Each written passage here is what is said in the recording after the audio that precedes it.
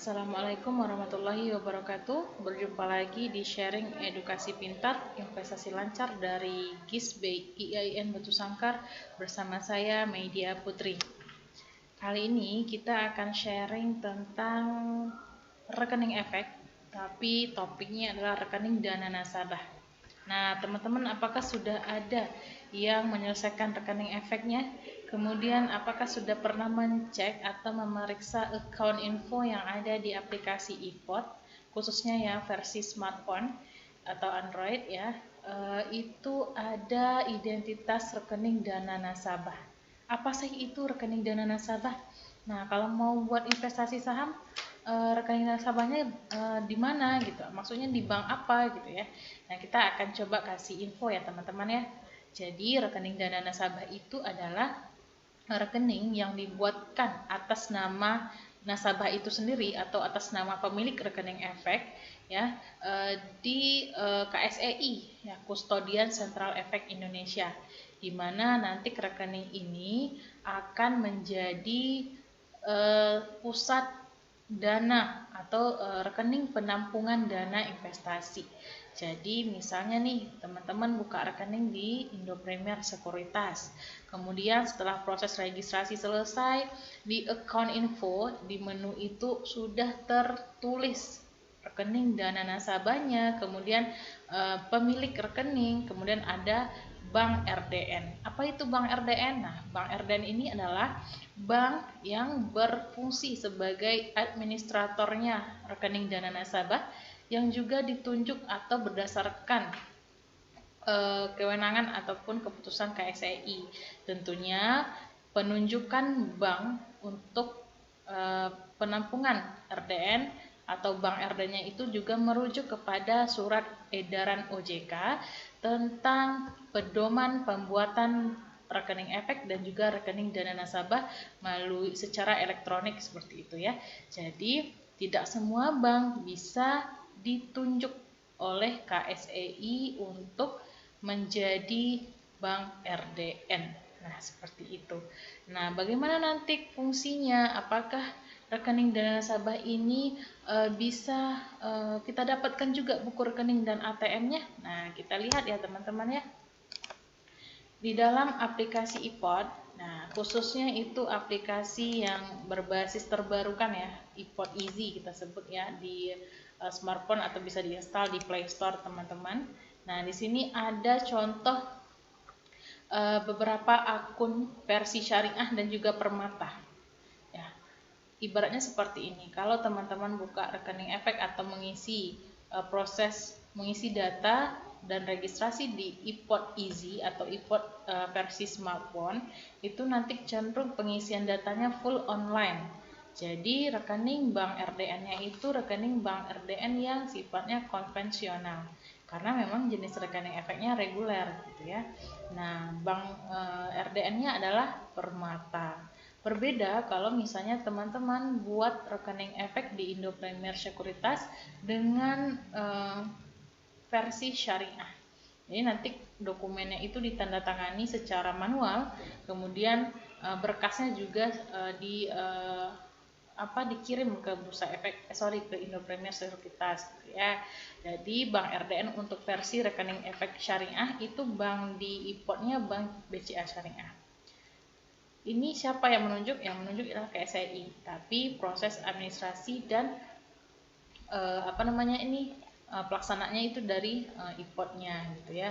Jadi banknya Bank BCA Syariah. Artinya nanti rekening Bank RDN-nya itu rekening atas nama nasabah ya. Misalnya saya, ya berarti ini rekening atas nama saya. Kemudian nanti banknya Bank BCA Syariah.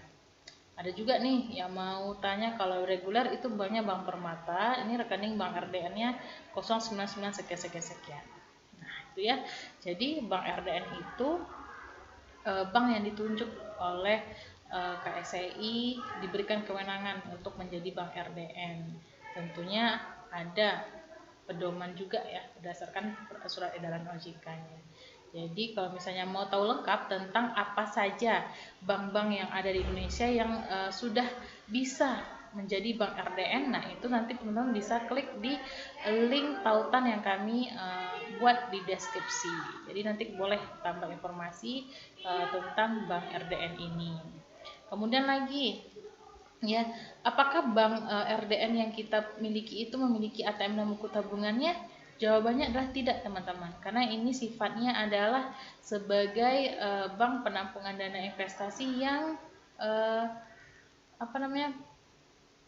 proses keluar masuknya dana itu secara instruksi dari sistem sekuritas. Nah, itu sederhana yang bisa kita pahami ya. Jadi RDN ini cuma ada nanti e-statement BCA Syariah. Kalau untuk versinya yang rekeningnya syariah. Kalau misalnya Bank yang Permata nanti akan dikirim oleh Indo Premier secara berkala e-statement rekening dana nasabah Permata misalnya. Nah, ini kapan dikirimnya? Dikirimnya setiap awal bulan ya, teman-teman ya. Langsung ke email yang terdaftar. Jadi kalau misalnya email yang terdaftar itu tidak sinkron atau tidak sesuai, maka nanti kemungkinan informasinya akan terjadi kendala ya untuk pengiriman informasi dari e-potnya ataupun laporan-laporan terkait dengan investasi. Nah, di sini teman-teman bisa nanti cek ya di email yang terdaftarnya apakah sudah ada pengiriman e-statement oleh e-pot ya kepada nasabahnya masing-masing atau langsung dari banknya, bank RDN-nya. Nah, di sini ada kode sandi ya untuk mendownload atau membaca file yang dilampirkan berupa mutasi rekening dana nasabahnya. Jadi teman-teman tidak perlu cemas lagi karena setiap ada transaksi atau perubahan mutasi kas biasanya akan diinformasikan melalui email. Apakah dalam pembelian atau penjualan, kemudian nanti ada pemberitahuan tentang deposit dana gitu ya. Nah, ini akan secara transparan diinformasikan oleh e-pot maupun dari pihak Bank RDN. Nah, itu dia ya tentang Bank RDN. Jadi kalau misalnya fungsinya sebenarnya apa sih Bank RDN itu ya? Kita lihat apa saja yang bisa ditampung oleh rekening dana nasabah ini. Nah, ini ada beberapa hal atau transaksi yang memungkinkan melibatkan RDN. Yang pertama nih, deposit atau top up dana investasi. Kalau teman-teman mau investasi awal gitu ya, maksudnya menginput atau mendepositkan dana awal investasi ketika membuka rekening efek, anggap saja 100.000 misalnya. Nah, teman-teman boleh langsung transfer ke bank RDN-nya dengan tujuan rekening dan nama teman-teman sendiri tentunya ya. Jadi misalkan nih saya mau transfer atau top up dana investasi, mau beli saham lagi. Nah, maka saya harus transfer dulu dana ke bank RDN-nya. Kalau misalnya mau top up atau tambah dana. Apalagi ketika teman-teman membeli efek atau saham misalkan ya. Kalau misalnya kita membeli efek atau dalam hal ini saham, itu dana yang akan langsung dikurangin sesuai dengan nilai pembelian itu dana yang ada di RDN. Kalau syariah itu nggak bisa beli sahamnya kalau dana di RDN-nya nggak cukup. Nah, jadi kita bisa cash basis ya, seberapa besar dana yang tersedia di RDN, nah itu menjadi limit untuk transaksi investasinya gitu ya, atau transaksi sahamnya. Kemudian hasil penjualan lagi, karena kalau misalnya teman-teman nih udah beli saham sebelumnya, kemudian ada profit mau diambil gitu ya, sahamnya dijual, maka kemana uang hasil penjualannya ditransfer? Ya nanti KPI akan transfer ke RDN-nya lagi gitu ya, rekening dana nasabahnya lagi. Begitu juga nanti apabila perusahaan emiten yang teman-teman punya sahamnya, kemudian mereka bagi dividen ya dalam bentuk uang, maka nanti distribusinya itu adalah ke RDN masing-masing pemegang saham. Nah, jadi itu teman-teman fungsi dari rekening dana nasabah. Nah, kemudian ya kalau misalnya nggak ada ATM atau buku tabungan, bagaimana nanti jika sewaktu-waktu kita mau tarik uang hasil penjualan saham misalnya? Ya, itulah gunanya bank pribadi atau rekening bank pribadi yang teman-teman daftarkan di awal registrasi ya. Jadi pastikan ini tetap aktif ya. Kenapa? Karena nanti akan menjadi perantara ketika teman-teman mau menarik uang atau melakukan penarikan dari RDN ke bentuk uang tunai. Jadi kita transfer dulu ke bank pribadi, kemudian nanti baru kita ambil melalui ATM atau rekening banknya sendiri. Tuh teman-teman. Jadi RDN ini dan bank tabungan pribadi itu beda ya teman-teman ya. Nggak ada ganggu-ganggunya dana yang ada di bank pribadi. Misalnya nih, bank pribadi kita punya dana 100 juta ya, kita RDN-nya Bank BCA Syariah. Jangan beranggapan bahwa nanti dana yang 1 juta ini akan diotak-atik oleh IPOT, enggak ya. Jadi kita khusus di RDN. Kalau zaman dulu katanya ya, dulu bank RDN-nya itu atas nama perusahaan sekuritas teman-teman. Jadi kemungkinan untuk pengendalian dananya bisa tidak hanya pada pemilik tapi juga perusahaan sekuritas. Tapi sekarang lebih aman, RDN atas nama teman-teman sendiri sebagai pemilik rekening efek dan semua kendali transaksi itu ada pada teman-teman sendiri. Jadi kita yang menjadi pengendalinya.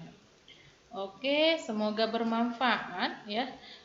Kami akan share lagi nanti info-info lain, atau boleh tulis di kolom komentar teman-teman mau kita share tentang informasi apa ya, apakah berkaitan dengan rekening efek ataupun pasar saham. Nah, demikian video ini, semoga bermanfaat. Jangan lupa subscribe, like, komen, dan share juga, atau aktifkan loncengnya agar nanti teman-teman tahu notifikasi terbaru dari video yang kami upload. Nah, kita juga mengucapkan salam edukasi pintar, investasi lancar. Terima kasih. Assalamualaikum warahmatullahi wabarakatuh.